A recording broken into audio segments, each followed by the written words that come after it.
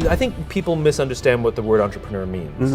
Making money is about solving problems. That's the core of business. I don't think there's anything about entrepreneurship per se that is good. Rise and shine, it's Entspresso time. I wake up every morning. Espresso, keep me going. I wake up every morning. Hey, it's Carmichael, and this channel was created to help you overcome the #1 challenge that is holding you back, a lack of belief in yourself. You watch these videos because you know there's something more inside you too. You've got Michael Jordan level talent at something. So let's start your day off right together. Grab your coffee and sip on today's message from Simon Sinek. Also, if you want to have more motivation, self-love, and confidence, check out my 254 series. They're free. The links to join are in the description below. You get the benefit of hearing what everybody else has to think before you render your opinion. It's like a hammer. You can use it broadly or narrowly. You can build a table, you can build a house. It's the same tool. I think people misunderstand what the word entrepreneur means. You know, small business owners own small businesses, and entrepreneurs solve problems. And there are many, many entrepreneurs inside corporations. Yeah. And not all small business owners are entrepreneurs. I see. So an entrepreneur is somebody who's constantly looking for a better way to do something. There's a sort of a mad scientist about them. It's not simply understanding structure and building business. And that's the way I was in the corporate world, which depending on my boss was either welcomed or not. Oh yeah. I used to get in trouble for that's not how we do it around here. And I'm really? like, did I break any rules? They're like, no. I'm like, did I get it done? They're like, yes. I'm like, did I get it done better than you expected? They're like, yes. I'm like, so what exactly is the problem? Making money is about solving problems. That's the core of business. Someone has a problem, you see a solution, they pay you to solve it. If you're not making money, it's because you haven't solved a big enough problem yet. So let's use my YouTube channels as an example. Now we got so many YouTube channels, it's crazy. I saw a problem. I saw a need, right? I wanted visual content. I wanted to learn from successful entrepreneurs, and I wanted it done in a visual way. I used to read books a lot because books was the only way that I was able to get this information. I didn't have mentors to teach me about business, right? I had my parents who were amazing, who taught me how to be a human, but I didn't have any face-to-face mentors that I can go to, so I went to books. But I'm a visual learner. I'd much rather see it. I get a lot more by seeing Simon talk about a message than by reading his book. I just do. It's how I learn. And I think a lot of people are visual learners. And so it's why I started my YouTube channel. I started showcasing successful stories. I started sharing my story as well in the process. And it's been that duality from the beginning of saying, here's what you can learn from successful people, and here's my message as well. So DJ plus thought leader mixed together, and here we go. And we've had success because it solves a problem. Because a lot of you have the same problem. My problem is your problem. You want more success around you. You want to be surrounded by these people just like I did. And instead of you having to watch 40 hours of Simon Sinek content to find the best and mush it together, I do it for you. I actually didn't want to even have a YouTube channel. I didn't want to do this. I wish you did this. If one of you did this, I would just subscribe. Be great, be free. Here we go, amazing. It didn't exist. It wasn't out there. So I did it. And that's the process.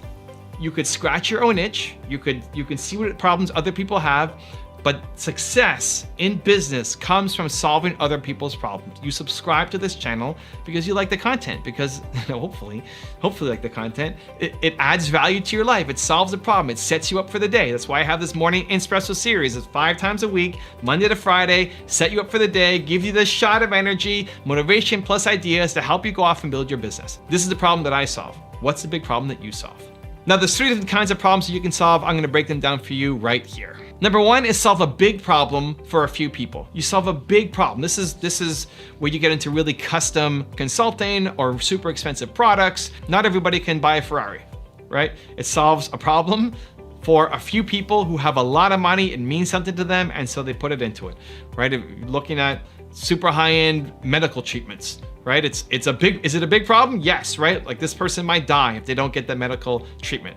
It might be something super rare that doesn't hit a lot of people. And so to get treatment, it often costs tons and tons and tons of money, but people are willing to pay it. They go into massive debt to pay it because they don't want to die, or they don't want their family members to die. And so you're solving a really big problem, a huge problem for a tiny group of people, and you charge a lot of money. Option #2 is solve a small problem for a lot of people. That's what a lot of what my content is about, right? My content, for the most part, is not life or death, right? If you don't have access to my videos, you're not gonna die. Probably, right? I hope not. But I hit a lot of people, right? I wanna solve the world's biggest problem. I wanna hit 1 billion people with my content. I'm trying to spread a message in a tiny way across a lot of people. I'm not gonna meet most of you. I've got my tour coming up, by the way. If anybody wants to join me in the tour, link in the description. Come meet me on tour, looking forward to it. But besides that, I'm probably not gonna meet most of you. That's okay. I'm trying to touch people with my videos, with my books, in a meaningful way, but in a small way, right? If I'm part of your success, I'm half of 1%. You're still going off and doing the work. I don't know most of you personally. That's amazing. I'm solving a small problem for a lot of people. And option number 3 is solve a big problem for a lot of people. And this is the hardest one to do. This is if you solve cancer, it's gonna help a lot of people, and it's a really, really, really, really, really big problem. So those are your 3 options. You either solve a big problem for a few people, you solve a small problem for a ton of people, or you solve a big problem for a lot of people. But at the end of the day, you have to solve problems. If you're solving problems and it's meaningful to the people that you're selling to, you're gonna make money. That's the core business. You wanna make money? Help more people. You wanna make money quickly? Help more people quickly. That's the process. Now I have a really special bonus clip that I think you're gonna enjoy, but before that, question of the day, I wanna know, what is the problem that you solve for people? Let me know down in the comments below. And if you made it this far in the video, I wanna celebrate you. Give me a hashtag believe down in the comments as well. I actually think you should think twice before starting certain types of businesses. So I think there are probably too many bad businesses getting started and not enough good ones. So I don't think there's anything about entrepreneurship per se that is good. You know, I was talking to one of my friends a few years ago. I was asking him, what do you want to be doing in 5 or 10 years? Oh, it's really clear. I want to be an entrepreneur. That's like saying I want to be rich. I want to be famous.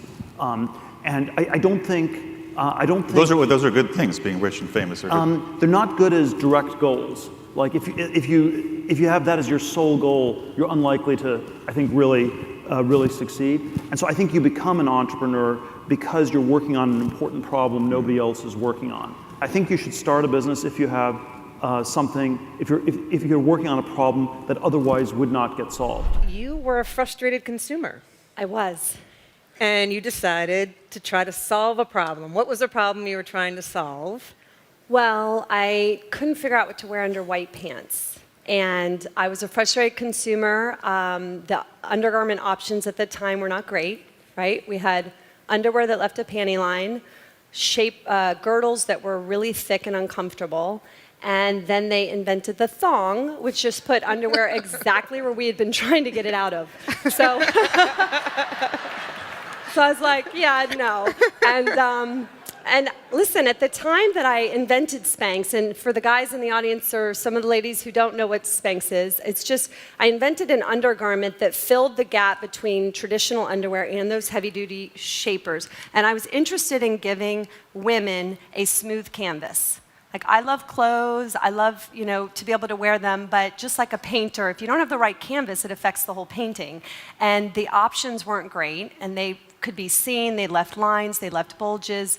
So that's what caused me to invent the first product, which was the first ever Spanx, the footless pantyhose. If you want to know how billionaire Sarah Blakely manifests her ideas, check out the video right there next to me. I think you'll enjoy it. Continue to believe, and I'll see you there.